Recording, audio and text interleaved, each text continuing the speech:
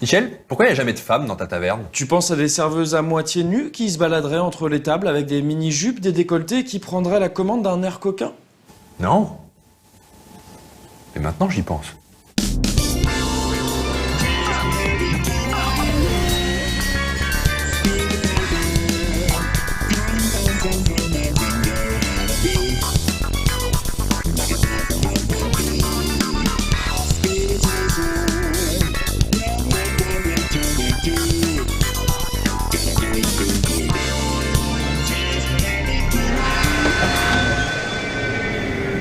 Excusez-le, Michel est un rustre qui n'a pas compris qu'on a toujours besoin d'une femme, ne serait-ce que pour faire le ménage. En 1993, Olivier Gilbert, encore étudiant, a créé le salon cartooniste en tant que projet d'étude. Ça devait être un one-shot. Un shot de quoi?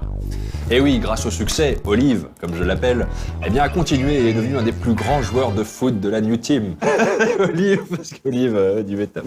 Et le cartooniste est devenu un des salons les plus importants de la fin des années 90. C'est pendant ces années-là que le cosplay est arrivé en France. Olivier était aux premières loges pour regarder sous les jupes plissées pour assister à la naissance du phénomène.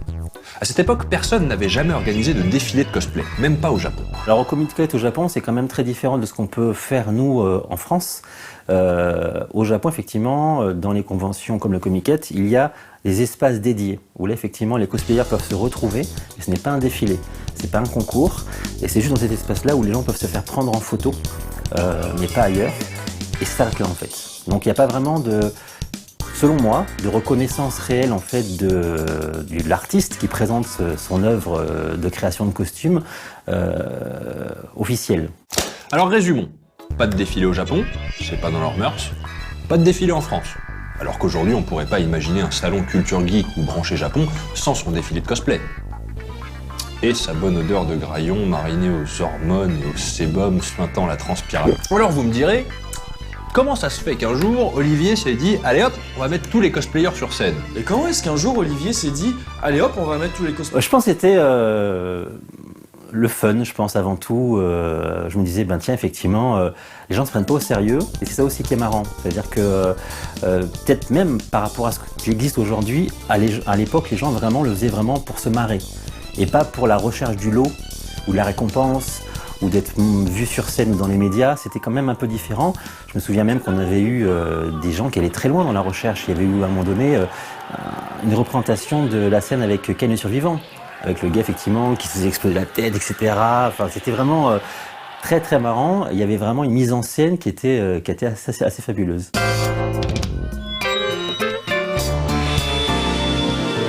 Alors moi je pense que le déclic qui m'a dit voilà, il faudrait vraiment faire un show, c'était peut-être par rapport à certains shows de grands créateurs de haute couture, tout simplement, comme Thierry Mugler, qui lui fait vraiment des shows.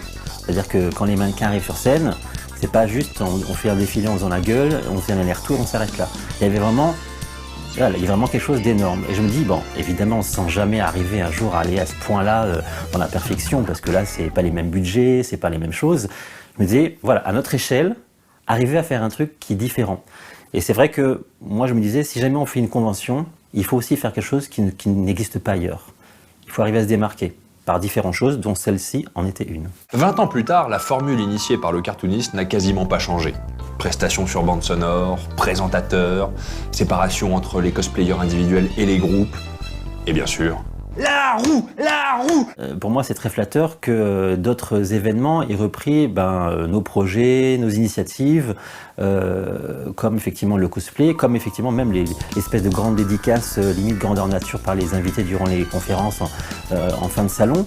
Je me dis, bon, quelque part, c'est qu'on avait les bonnes idées aussi. Donc je le prends plus comme quelque chose de flatteur qu'autre chose. Voilà. Pour moi, c'est plutôt sympa à savoir. Après, c'est vrai que bon, peut-être ce qui manque aujourd'hui, c'est des nouvelles idées. Parce que on voit effectivement les mêmes choses partout. Et donc au final, tous les salons se ressemblent. Et c'est dommage parce que pour moi, un salon, il est intéressant quand il a une griffe à part. Qu'on aime ou qu'on n'aime pas, mais en tout cas, qui propose quelque chose qui lui est propre.